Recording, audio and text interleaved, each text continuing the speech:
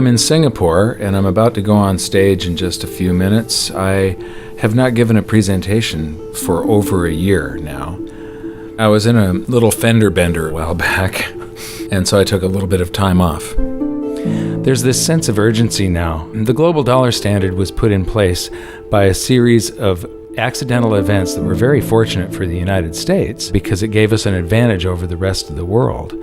But our politicians over the past decade or so have abused this privilege as though it was their birthright.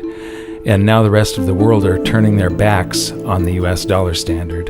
This is going to cause a financial calamity the likes of which we've never seen before, and it's going to be devastating for most people.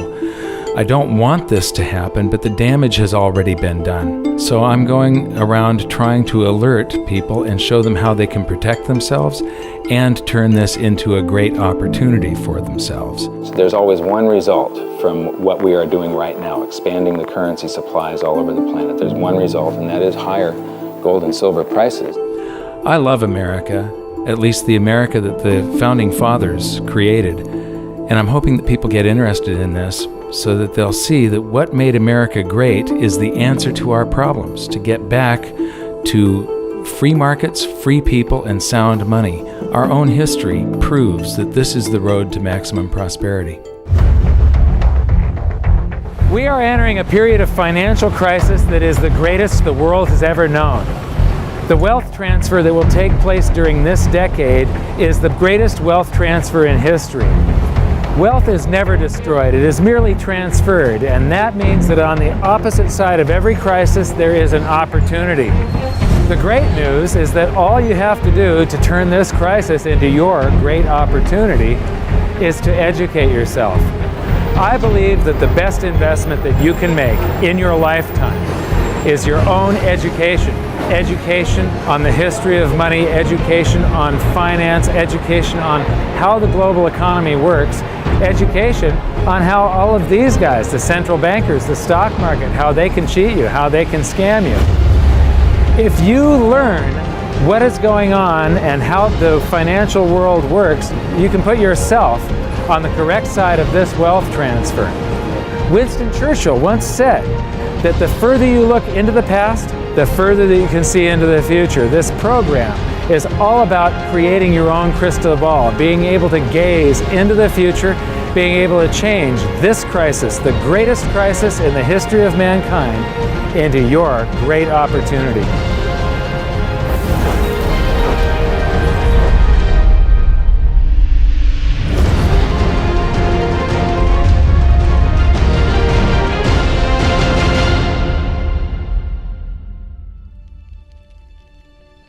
I was born in Salem, Oregon in 1956, and we moved to California when I was 4 years old in 1960.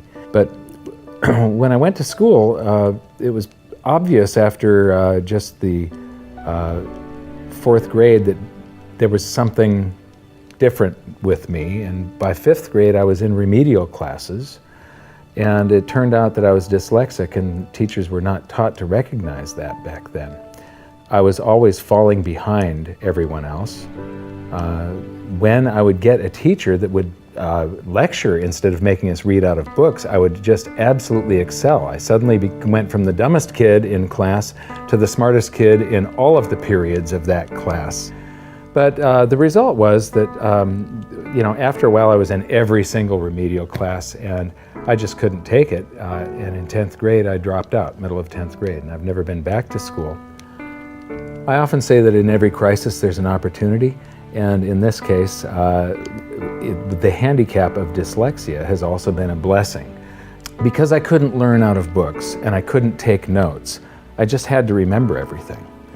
And I have the ability to, my brain's wired a little bit differently. I have the ability to look at a chart today, and I know how it relates to a chart that I saw 10 years ago. But it was back in about the year 2000 when Steve Jobs of Apple introduced OS X.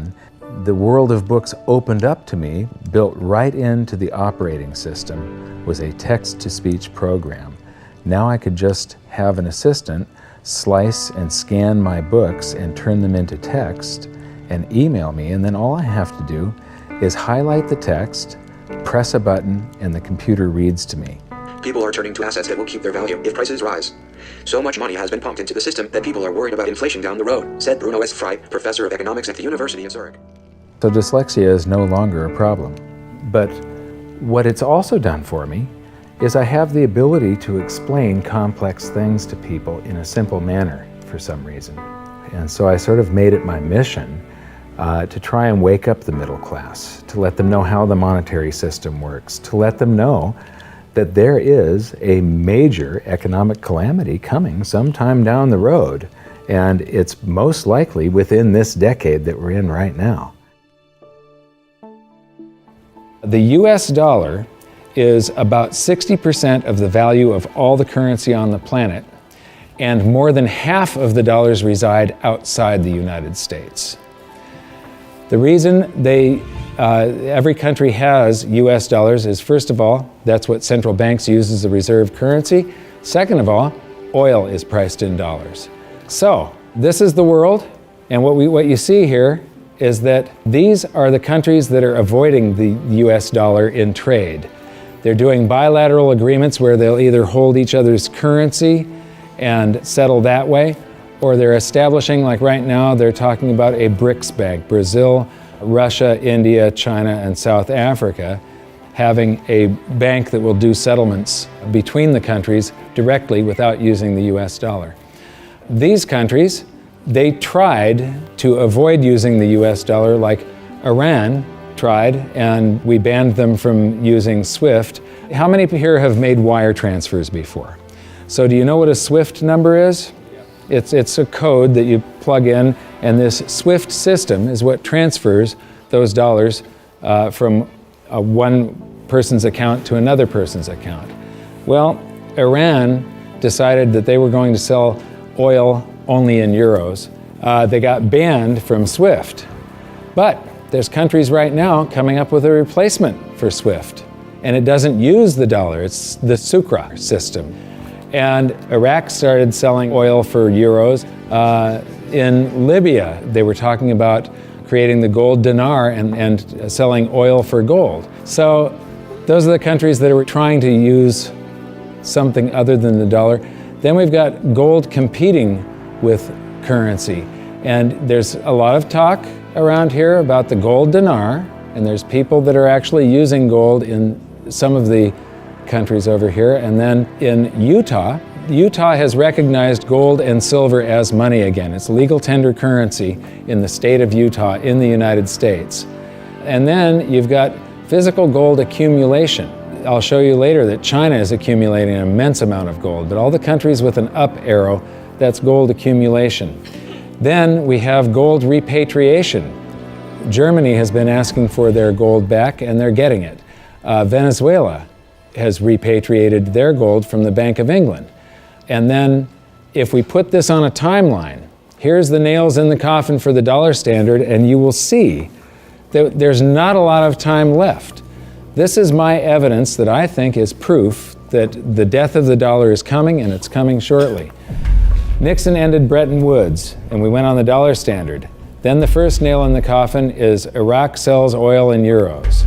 The crisis of 2008, and we added 1.25 trillion to our base money in the United States. As we add to the base currency, people get worried about inflation. They start rushing toward gold and silver. Iran ends oil sales in dollars, and they're taking commodities in trade for oil. They're taking, in Turkey, they take the local currency and then buy gold in Turkey and export the gold to Iran. So they're basically selling oil for gold. They do the same thing with India.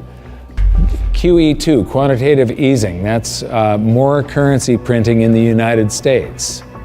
Libya, China and Russia bypassed the dollar. They did a bilateral trade agreement where they hold each other's currency, and they do direct debt settlement without having to wire transfer US dollars. Chinese president just recently said that the dollar as the world's reserve currency is a product of the past. Utah recognized silver and gold as money. China and Iran bypassed the US dollar with a bilateral trade agreement. Venezuela repatriates its gold. China and Japan trade directly. India and Japan bypass the US dollar. Russia and Iran trade directly. Iran sells India oil for rupees and commodities. China and Brazil trade directly. Swiss citizens demand gold repatriation. African countries ban the dollar. In Zambia, you can go to jail if you use US dollars. Quantitative easing number 3. They have announced at the Federal Reserve that they're starting with $40 billion of currency that they're creating each month, and now it jumps to $85 billion. That's more than $1 trillion a year. And remember, it took 200 years to go from no dollars to 825 billion, and now they're going to create $1 trillion every year. Iran trading energy for gold. Singapore removes tax on money. Germany repatriates 150 tons of gold from the New York Fed. The citizens of Netherlands demand gold repatriation. Ecuador repatriates part of its gold reserves. Austrian citizens demanding gold repatriation. China acknowledges fundamental market shortage of gold. And now, the Fed is increasing the rate of printing, where I said from 40 to 85 billion every month, just over $1 trillion per year. So those are the nails in the coffin for the dollar standard. And if you noticed, they're all speeding up and they're all happening right now. You don't have a whole lot of time. And if you wait too long, then the opportunity is gone. It's going to fail. Why is the dollar sacrosanct? Why is it not going to happen to the US dollar? Well, it will. But people think, oh no, it's high technology, or we have computers now, or the internet. And these are ridiculous arguments. The truth is, all fiat currencies have failed, and there's no reason why this one won't. What worries me again so much is that it's a global situation. And so it's going to cause problems on a global basis. And it's a trust breaking down. And you're already seeing the trust breaking down, as I said earlier, because you're seeing different countries exchange directly with each other's currencies, circumventing the dollar. You're seeing that in oil. You're going to see it more and more, and people are just going to opt out of the dollar. And you'll probably get to a point before the whole thing collapses entirely where the dollar is more or less used internally in the United States and externally is not used as much, because there'll be a lot of agreements made between nation states outside of the United States that will want to use each other's currency and not the dollar. This isn't going to be pretty when it happens. I am not an end of worlder or a doomsday guy. All you can do is play the hand that you are dealt. If we go to a new monetary system, and I think it's absolutely inevitable, there's just too much energy built up in this one that has to release. It has to come crashing down somehow. When that happens, there's an enormous wealth transfer for people that are on one side of the bet or another. And people don't realize that whether they think they are making a bet or not, they are making the bet. They are involved. This wealth transfer affects everybody, whether you want to participate or not. If you're holding paper assets and paper currencies, you have bet one direction. If you're holding gold and physical assets, you've bet the opposite direction. So these are changes in Chinese holdings. They are accumulating gold, they are getting rid of US Treasury bonds. This is gold held in China. The green line is the cumulative gold, that's on this side, this scale. So it's gone from about 700 tons to almost 6,000 tons just since the year 2000. So this is their central bank holdings, this is their mine supply, but this is, and my researcher put all of this data together. You're the first people to see this. This is the amount of gold flowing through the Hong Kong exchange that goes into China. And the past couple of years here, they have ramped up their buying. They know that the dollar standard is coming to an end, and they are protecting themselves, and you're probably going to see gold-backed renminbi someday, the yuan. So this is an interesting chart. Changing global influence. So this is the correlation to this basket of currencies. This basket of currencies, if you add them all up, they're trading up or they're trading down. And this was pre-crisis, so it's before 2008. So this is from the International Monetary Fund, it's their data. So from 2005 to 2008, This is the correlation of, if that basket of currencies was trading up, the dollar was probably doing about the same thing as what it's saying. The Chinese renminbi, a little less so. And then this is today. The US dollar is done for.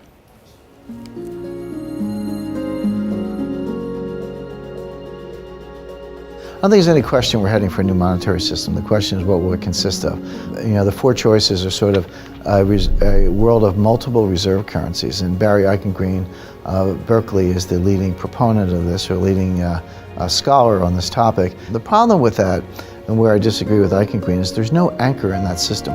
We did have multiple reserve currencies before in the 1920s. He's right about that, and it was sterling and the dollar, but they were both anchored to gold. And in the post-Bretton Woods world, since 1944, it's been one reserve currency, which is the anchor, and it was anchored to gold until 1971. Since then, the dollar has been detached from gold, but all the other currencies are still linked to the dollar. So at the end of the day, we've had an anchor of some kind. We've never had a world of multiple reserve currencies with no anchor. I'm not sure that's that stable. The SDR is the second choice. The SDR is a basket currency sponsored by the IMF. At least for the time being, it's also printed money. The IMF literally prints the SDRs and ships them out to the members. And their reserves go up, exactly the way the Fed creates money and bank reserves go up. But it's not backed by anything. Third choice is gold, some variation on the gold standard. And the fourth choice is what I call chaos, which is that nobody does anything. There's a lot of wishful thinking, there's a lot of denial, there's a lot of delay, and we get to the point where people just totally lose faith in paper currencies, go to hard assets, and we have a sequential collapse of paper currencies around the world, at which point governments will have to react with emergency measures. And that could include coercion, confiscation, various sorts of freezes on paper assets. There could be a lot of things in that scenario. So to me, it's multiple reserve currencies, SDRs, gold, or chaos. I favor gold, but I fear that we may get chaos. I've talked about every 30 to 40 years the world has a new monetary system. And the thing is that over the years, governments and the banks have basically screwed us more and more and more. And these new currency systems are always created by the same idiots that created the last one that fell apart. It's the big banks, it's the central banks, and it's governments that are creating these new systems each time. And each time, the system they come up with is a system that cheats the population more and enriches the government and the banks more. It's a system that transfers wealth at greater and greater speeds. This one is going to fall apart just like all of the others. There's a difference this time, though. There's the internet. People are connected all over the world. Information is spreading, and people are getting educated. So I'm hoping that we go back to gold. Not a gold standard. Gold standards suck. I did a video on that. With a gold standard, there's supposed to be a certain amount of gold in the vaults for each unit of currency. In other words, it's a 1-to-1 ratio is the way it started. And then they print more receipts than gold that exists. So if we have gold standards, we're going to get scammed again. If we used gold and silver, if the public gets educated enough before all of this happens, if we went back to gold and silver, then governments can't scam us. It limits their ability to transfer wealth from the population to the government and to the banks. A lot of people say that you can't use gold and silver today because they're too heavy and bulky, and it's completely wrong. You could put gold and silver in a vault, and you could make payments to somebody by transferring ownership of nanograms, grams, or ounces of gold and silver from one person's account to another by means of a check, a credit card, or even your cell phone. If we go back to a gold-backed currency, gold-backed US dollar, at that point, I think the minimum scam that the US could get away with, which means the minimum number of dollars in existence that they could make convertible into gold, would be the dollars that are held in foreign central banks. That would be similar to the Bretton Woods system that we had from 1944 to 71. Well, I did some analysis on this when I was writing the book back in 2005, and back then it required $20,000 an ounce gold for the Treasury to have enough gold to cover those dollars, or the New York Fed actually. And if they were going to back all of the dollars, you're talking gold measured in the hundreds of thousands of dollars per ounce. There just isn't that much gold, and there's a whole lot of currency. We keep on printing it every minute of every day.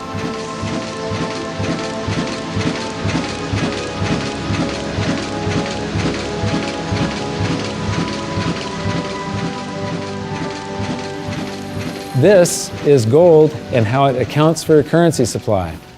This is our base money in the United States, which was gold back here from 1900 until the Federal Reserve. The amount of currency in circulation in gold were the same. And then we established the Federal Reserve and we inflated for World War I, and we had more currency in circulation than we had gold to back it. There were some bank runs in the 30s. Then Roosevelt unpegged the dollar from gold, and gold's value rose from $20 an ounce to $35 an ounce. And when it did, the value of the gold held at the US Treasury rose to meet the value of all the currency that was printed in the meantime. Here's the same chart again, but now I'm taking it out to 1971. And what you see is these gold inflows during World War I. During World War II, it's another 117% gold increase. This is what made the United States a superpower. It's all financial. It isn't our war machine necessarily. It's all the gold inflows that we got because everybody else was at war and we were isolated from it. And they had to pay us for all their consumer goods and so on. And then we jumped into the war and we inflated. And then in about 1959, countries started figuring out that we didn't have all the gold. We were printing more dollars than gold that we had to back it. And under the Bretton Woods system, they could go to the New York Fed and turn in their dollars for gold at $35 per ounce. Only foreign central banks. Individuals couldn't do that. So gold started flowing out, and the U.S. lost 50% of its gold from 59 to 71. And in the meantime, we kept on printing currency.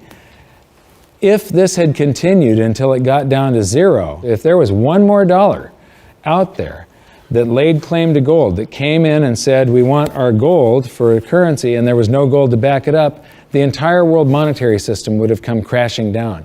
So Nixon had to take us off of the Bretton Woods system, the last vestiges of the gold standard in August 15th of 71. So here's the same chart again. There's the first chart and the second chart to 71, and now I'm taking it out to 85, and I'm adding a second line here. How many people would agree that credit cards are replacing cash in circulation? Yeah? Credit cards, you use your credit card more and more every year, right? You use cash less and less. Well, this is outstanding credit card balances. It's called revolving credit outstanding is the name of the chart that you get from the Federal Reserve. When you charge something on a credit card, you create currency. The bank didn't actually loan you anything. They invented numbers. And then they have the gall to charge you interest if you don't pay those numbers back on time. So the thing is that the merchant that you're paying, the restaurant or the grocery store, that merchant's checking account can't tell the difference between the credit dollars that you created or the cash dollars that you pay them. So to that merchant's checking account, it all looks the same. And those dollars that you created stay in circulation until somebody saves them up and pays down credit card debt. So unpaid credit card balances I include as part of the cash in circulation. And in 1971, Nixon took us off the gold standard and gold became a freely traded separate commodity/money, and it did an accounting of the currency supply.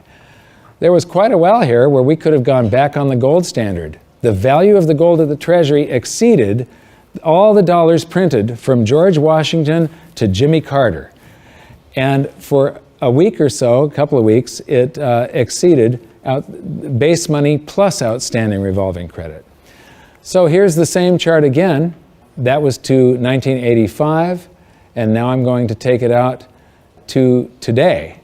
And so there's that 1980 peak where it shot past base money and base money plus outstanding revolving credit. And then we get to the crisis of '08. And Ben Bernanke, oh, by the way, instead of billions, we're now measuring in trillions. So we started in millions, and then it went to billions, and now it's trillions. So we did the bailouts and all the quantitative easings, and that's what the currency supply looks like today. And then they announced quantitative easing 3, which is that 85 billion a month that they're creating, and they think they're going to have to do it until about 2015. So here's the projection for gold covering the currency supply today would be $13,400 per ounce gold, for history to repeat and for gold to do the same thing that it did in 1934 and in 1980. And believe me, it shocked people in the 1970s.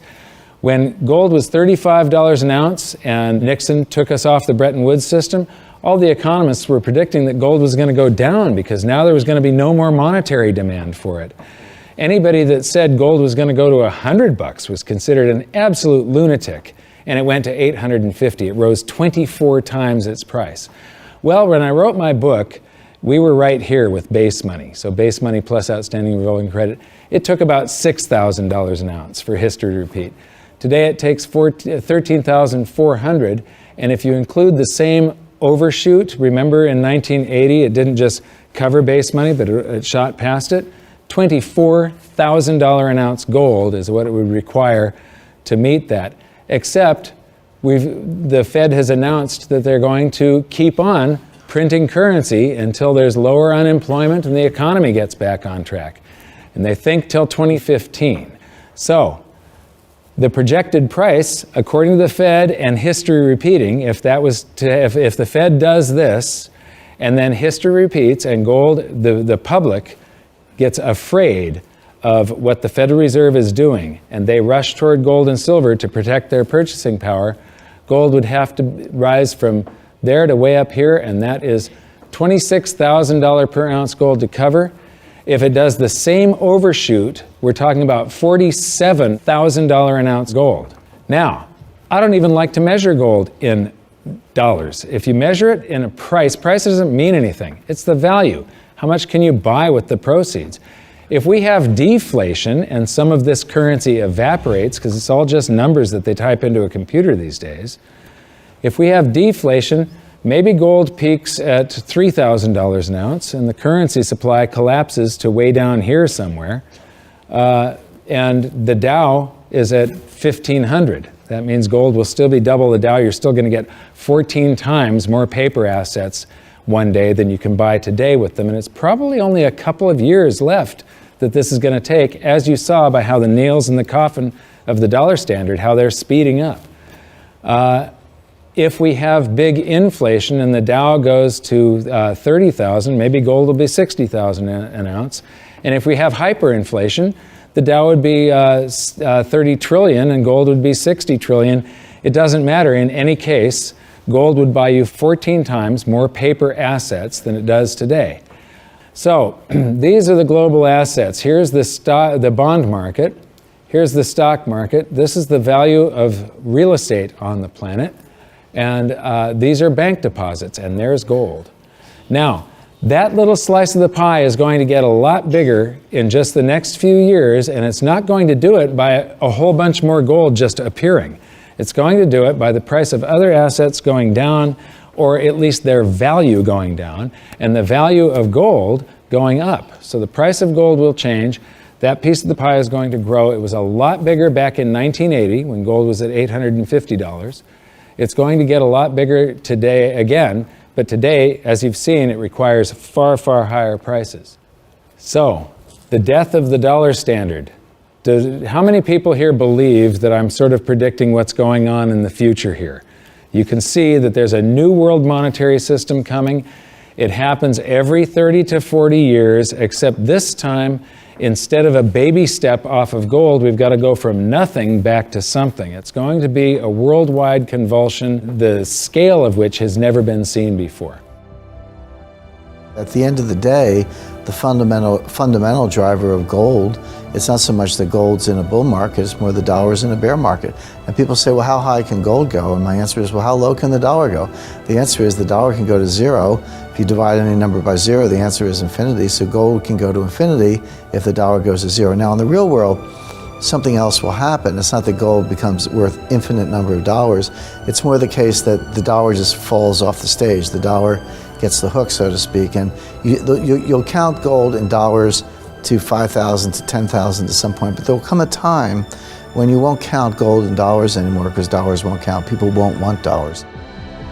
There is so much opportunity in crisis, it is absolutely extraordinary. That's just not me saying that, that's just history. You read any amount of history, and I don't mean last week, I mean real history. You know, in times of crisis, it's when huge fortunes were made.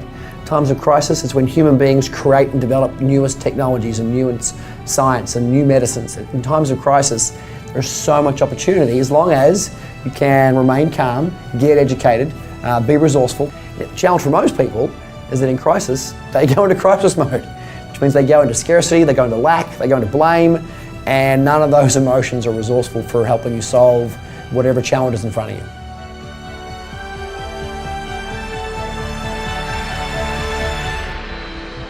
I believe that this is probably the greatest opportunity of anyone's lifetime. There has never been a situation where everything came together just like this. This is the first time in history where all the world's currencies are just fiat currencies backed by nothing.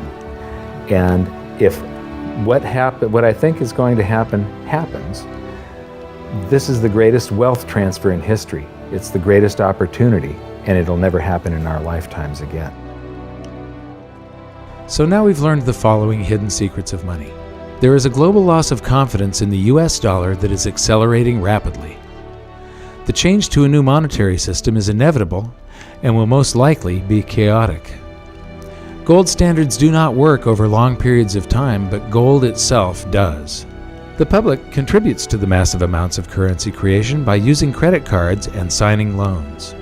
Gold has already accounted for the expansion of US dollars twice in the last century and may likely do so again.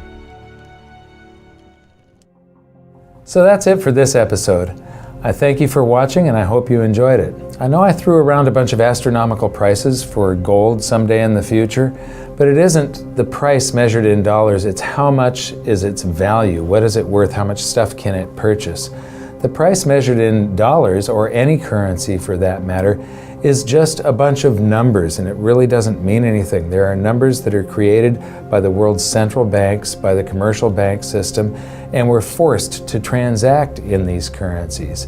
But in our next episode, we're going to clear away the smoke screen of national currencies and show you how the world monetary system really works and how all national currencies have to continue losing value. It is not possible for them to maintain purchasing power over any reasonable period of time. As for the golden nails in the dollar's coffin, it's only been a short while since we filmed the presentation in Singapore, and already there are more of them. So for an update, visit hiddensecretsofmoney.com, and in your free information toolkit, there's an exclusive presentation on the latest developments of the golden nails in the dollar's coffin.